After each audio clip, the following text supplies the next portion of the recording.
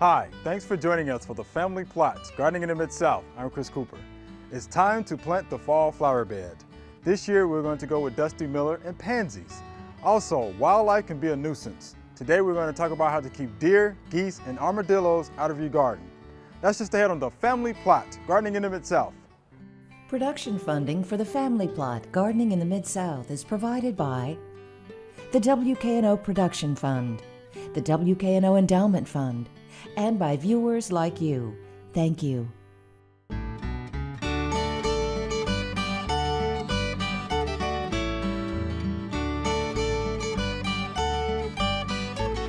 Welcome to the Family Plot. I'm Chris Cooper.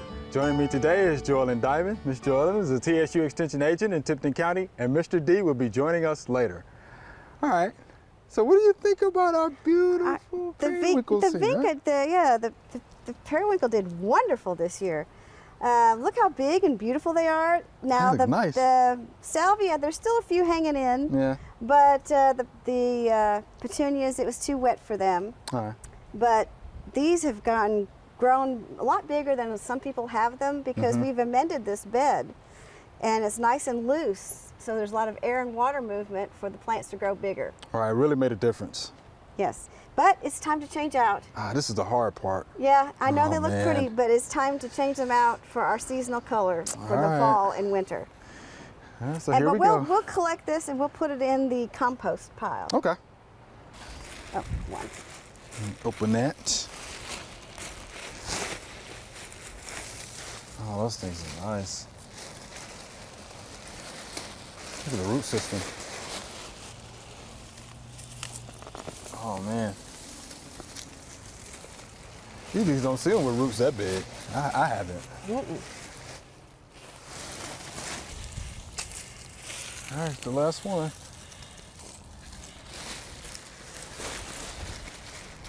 Now we seem to have a lot of leaves in the bed, so we will rake those out.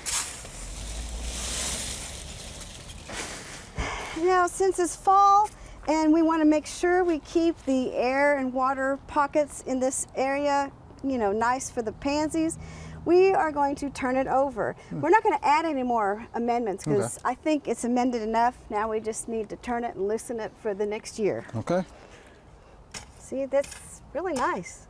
It looks good. Still got some clods, but we'll work on that. Got lots of, look at all of the earthworms. How about that? We found one when we started this, and now we have a lot more, it looks like, which is good. That means we've got good organic matter going in our beds. Good deal. But you just keep breaking up the clods with the stuff that's amended in here, and they'll break up, as we can tell from working it these last couple of years. This bed has really come a long way, though. Smaller you can break up clods, the faster it gets mixed in with the good stuff. This one's being stubborn. Is it tough? Thank you. All right, now we need to put down some slow-release fertilizer. Doesn't take much. All right. And now we'll put mulch down. Bring it up here. Get it? Let's see.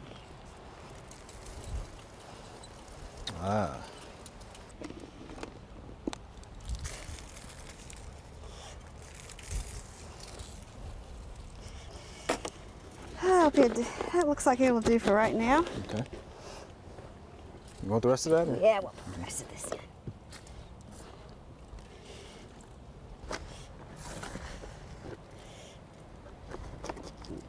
All right.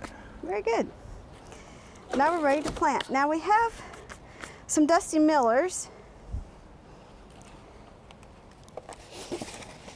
Which is something new. Which is something for new. Our fall garden.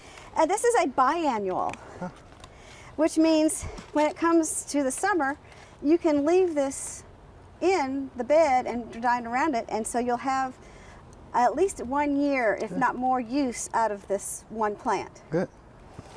Since we have 5 of them, we're going to set them Those look good too, man. periodically through the bed.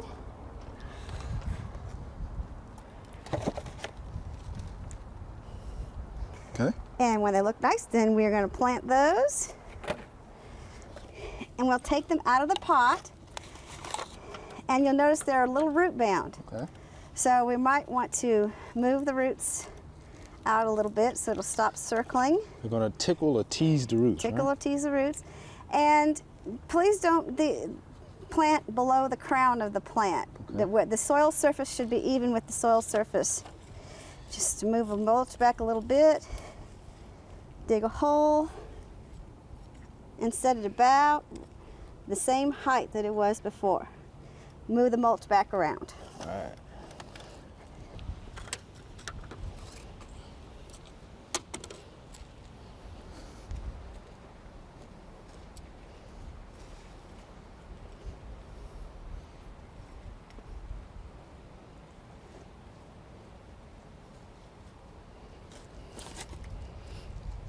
And the Dusty Miller are planted. Now we've got nice. 2 different colors of pansies, and we'll mix them up around these Dusty Miller. Okay.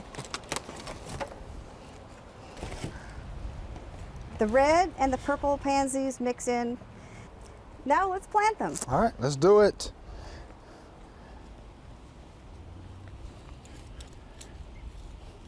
And again, the crowns of these plants need to be at the soil level. They're nicely rooted. Might want to just break that up a bit. Plant them at soil level. Put a little bit of mulch around it, and we're done.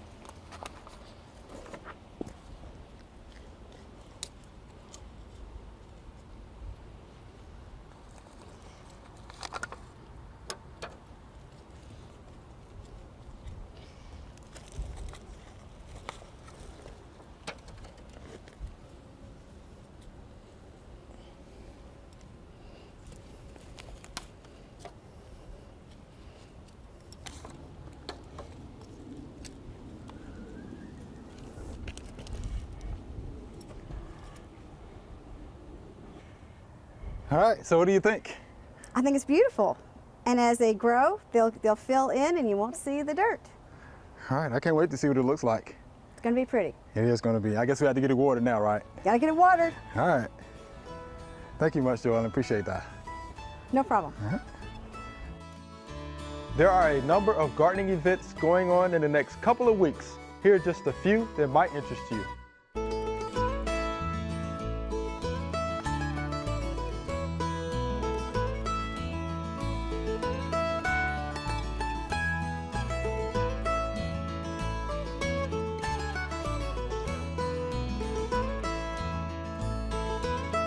All right, Mr. D, nuisance wildlife.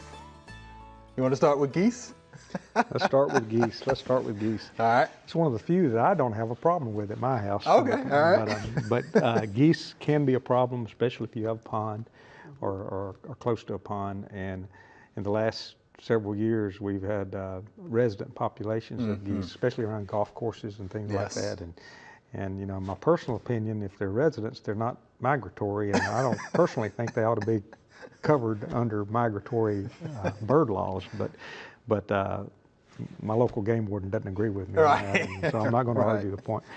But anyway, there are several things that you can do that might help. I know one thing that I've seen in my career. One time, the population of, and it was actually ducks, got so high in one of the neighborhoods here in Memphis that they developed a disease, and there was just a massive die-out, and there were dead ducks everywhere.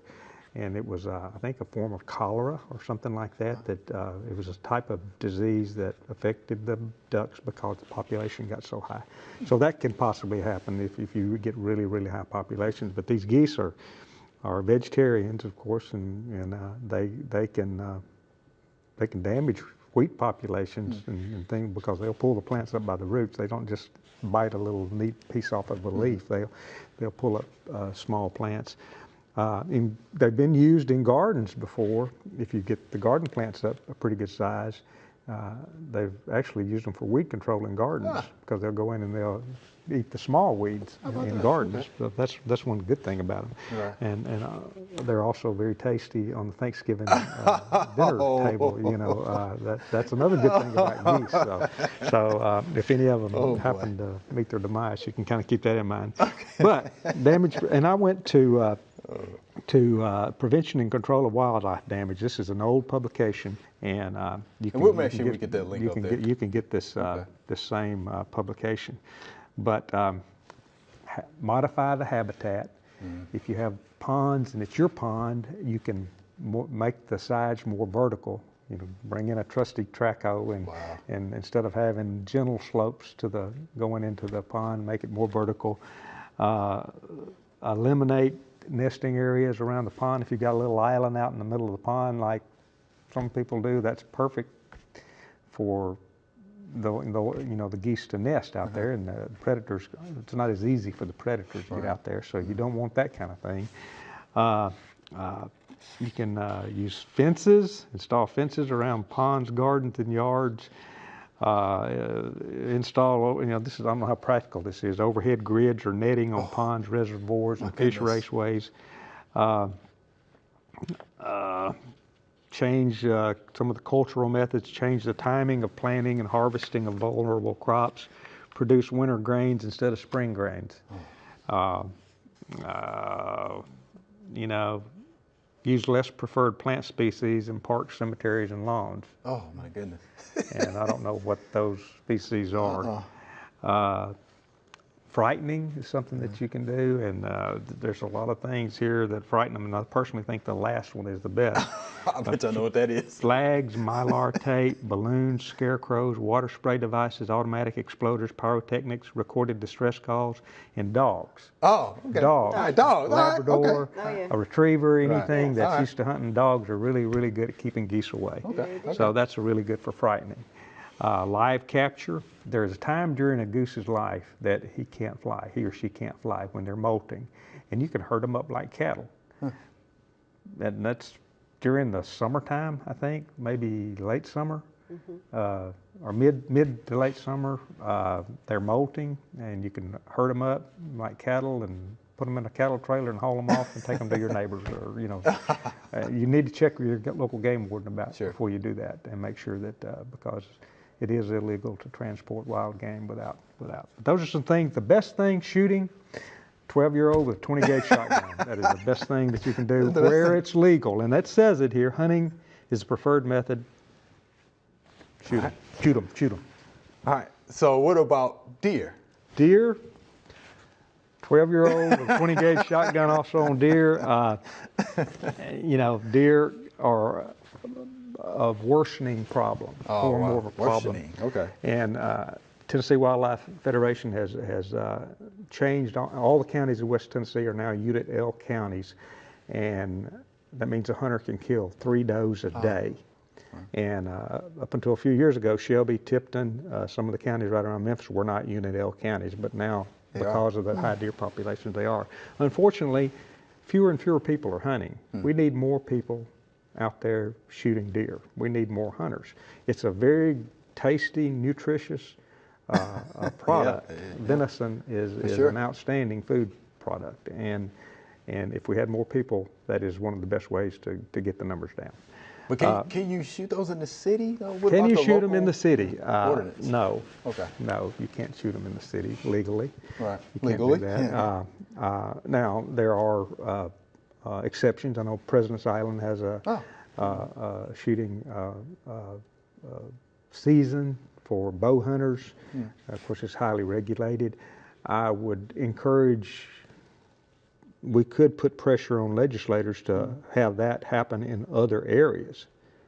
In my opinion, Shelby Farms is someplace we might want to consider doing some kind of bow season there because it is really a problem. There are a lot of deer out there, and we have a lot of deer automobile collisions on Walnut Grove Road, and it's kind of dangerous. Okay. But I'm also afraid that we're going to reach a population where they do the same thing You know, chronic wasting disease, there's some diseases that occur, and you'll start finding dead deer everywhere when that happens, and it actually adversely affects the population. So if you manage them with predators, that is a good thing, and it actually makes the deer population more healthy. But exclusion fences, electric fences, tall fences is a good way to you can get pretty good, and I personally have some success with that, doing that out at Agri Center. But frightening, you know, gas exploders, pyrotechnics, gunfire, or tethered dogs. Again, your dog is a good deer excluder. But that's about it. You know, we need to hunt more. All right. So what about armadillos? Armadillos. They're all over the place They're kind now. of a little different critter. You know, they're out there digging around in your yard, looking for grub worms. I've had them in my yard recently. Yeah, so I guess you could consider them a beneficial critter because they eat grub worms. About 90% of their diet are insects. They do eat a few earthworms too, but they're eating grub worms and those kind of May beetle and June beetle larvae and Japanese beetle larvae and things like that. They're eat a lot of that. They're a real interesting critter. They every year the female gives birth to quadruplets, identical quadruplets. Wow. They're one egg that's fertilized by they're identical twins. So if you've got one armadillo out there, there's three more somewhere probably, unless it got hit by a car. And you know, when you scare one, if you walk up behind an armadillo and clap your hands, he's going to jump up. So he'll jump like 3 feet off the ground. And unfortunately, that doesn't work well when you have an 18-wheeler bearing down toward you. And if they just lay there and kind of crouch down a little bit, they'd be all right. If they don't know, they jump up. And it gets them. Oh, man. But shooting 12-year-old 20-gauge shotguns, man, that's one of the most commonly used methods. Again, inside the city limits, you need to check with local authorities. Shoot only where it's legal to shoot. Sure. Yeah. But clear brush and other cover to reduce their habitat. You can trap them. They're pretty easy to trap in a live trap. They're not real smart, and if you put some 1x6s, 10 or 8-foot 1x6s, and create wings and kind of guide them into your trap as they're digging around, they just kind of and then you put some. Do you have to bait the trap? You do need to bait the trap. Overripe or spoiled fruit is a good bait. Other suggested baits are rotten meat, fetid meat, and mealworms. Mealworms. Yeah. But again, wildlife damage control. It's University of Nebraska and Lincoln that's got this kind of information on about every critter that you can think of. That's good stuff. All right. Good luck with the armadillos. Good luck. Yeah. All right. Thanks, Mr. D. Good stuff, man. Good stuff.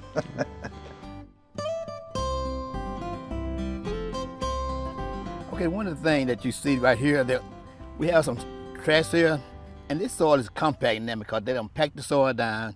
If it rains, do not mow your grass then. Wait till it dries some, because this will compact your soil and cause another problem later on. For water and nutrients will not get down to the root system of your plants or your grass. If you have compact soil, one of the things you can do, you can aerate it, detach it, aerate it, and then when you aerate, you buy your machine and rent it, and go across here and loosen those plugs up, and they'll aerate your lawn for water can get down to that. And also, if it's real bad, you might want to put just a little sand into those little plugs that come out of the soil. Put just a little sand in there, and that will help you drain better. But when you aerate it, you want to do that. What kind of grass you have? If it's Bermuda grass or zoysia grass, you want to make sure you do it in the spring when it just begins to start to grow. But if it's fescue grass, you can do it September, October, when it's growing season. If it's a cool season grass, you make sure you do it then. So make sure when it rains, let somebody know that. Do not mow my grass when it rains. Wait a while, a couple of days, and let it dry before you start mowing. All right, here's our Q&A session. Again, good questions. Y'all ready? Yes. All right, here's our first viewer email. Is there anything I can do to prevent crepe myrtle scale? I used to drench on a tree at my church, but would rather prevent the scale so I don't have to clean off the sooty mold. Thanks, and this is from Brian. So, he wants to prevent the crepe myrtle bark scale.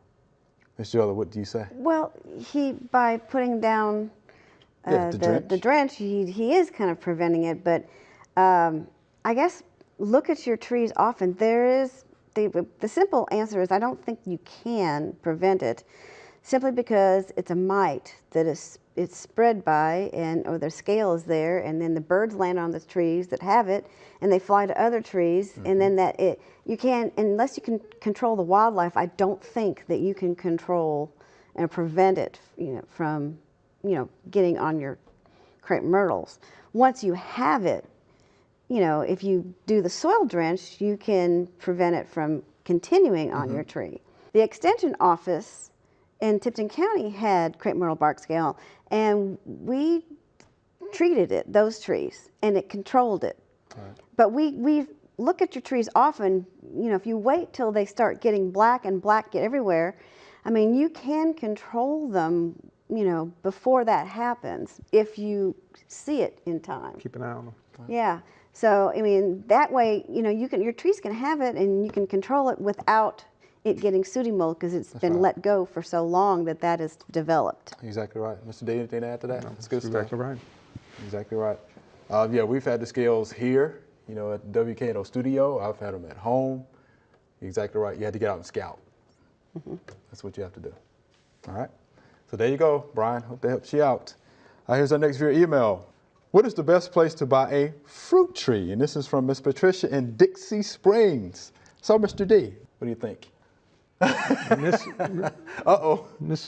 Patricia. This is Patricia. Miss Patricia.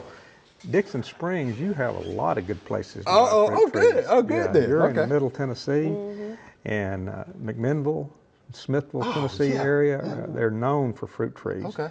And if you want to do a little searching, I just Googled Middle Tennessee fruit tree sources, and I came up with a list. But you're in the middle of one of the best nursery producing areas.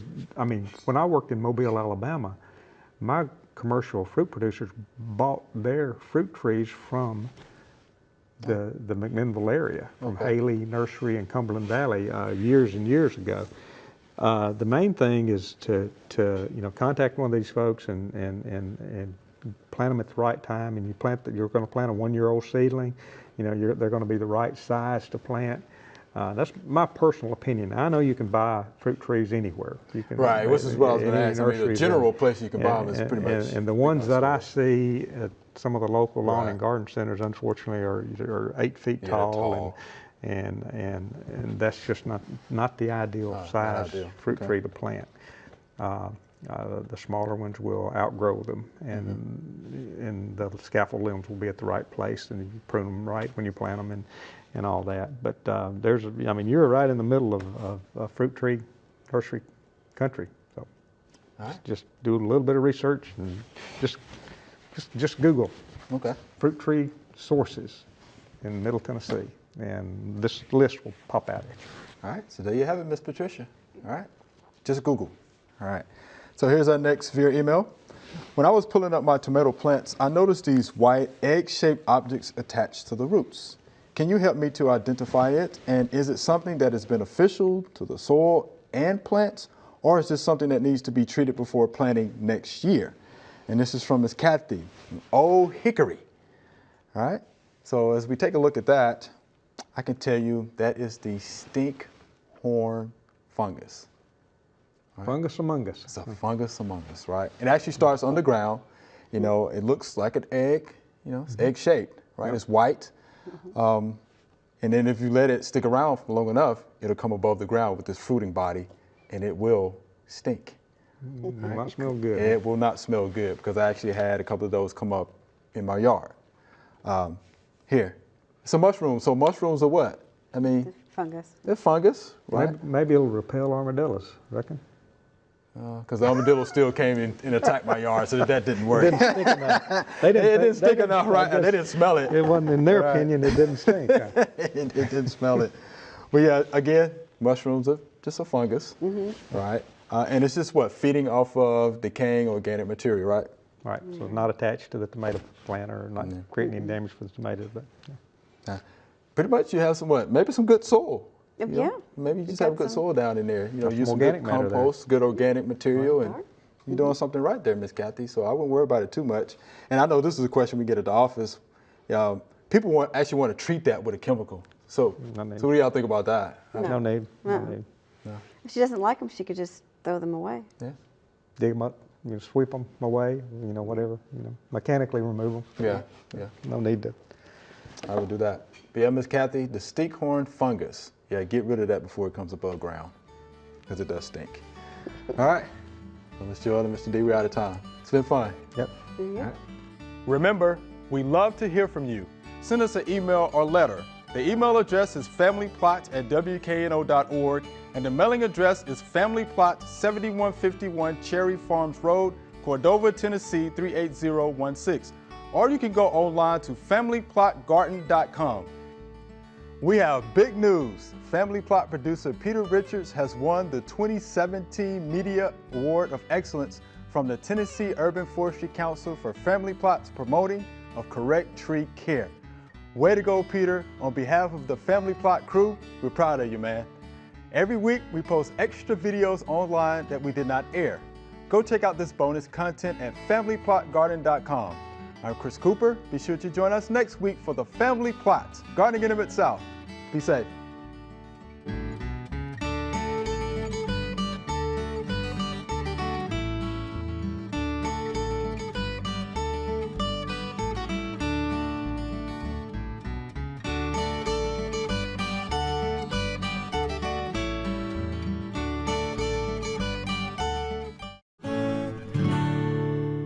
Smaller you can break up clods, the faster it gets mixed in with the good stuff. This one's being stubborn. Is it tough? Thank you. All right, now we need to put down some slow release fertilizer. Doesn't take much. All right. And now we'll put mulch down.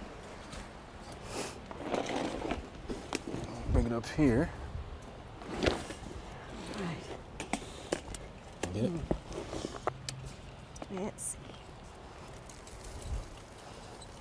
Ah.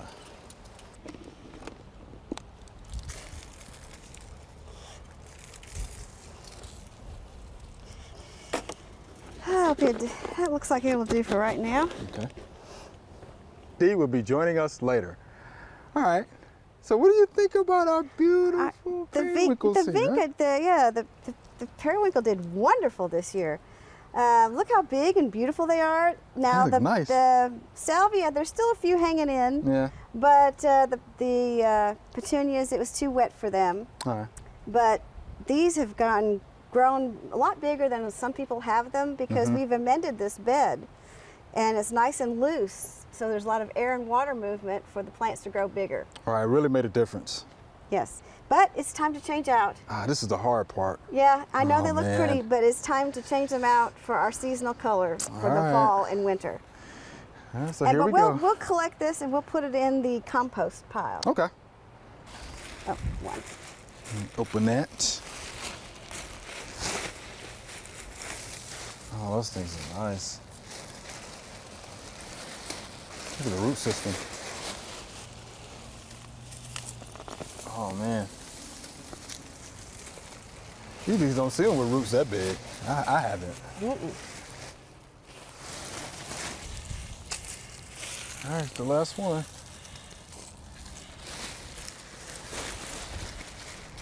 Now we seem to have a lot of leaves in the bed, so we will rake those out.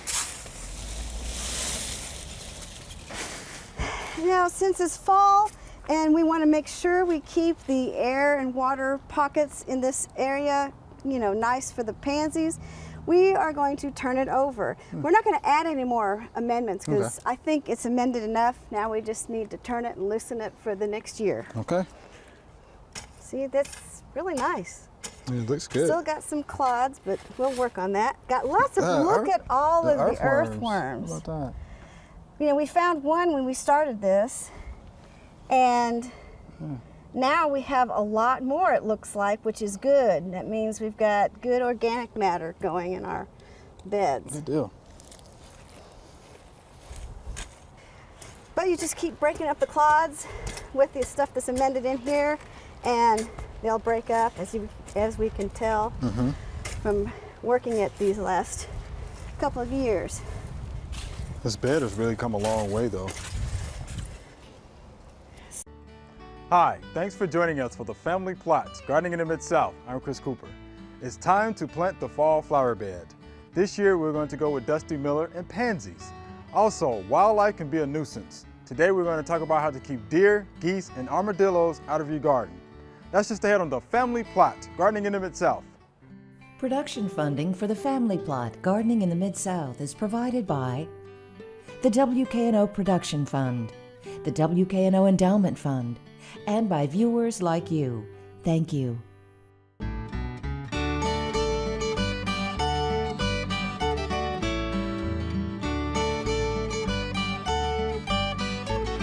Welcome to the Family Plot. I'm Chris Cooper. Joining me today is Joellen Dimond. Ms. Joellen is a TSU Extension Agent in Tipton County, and Mr.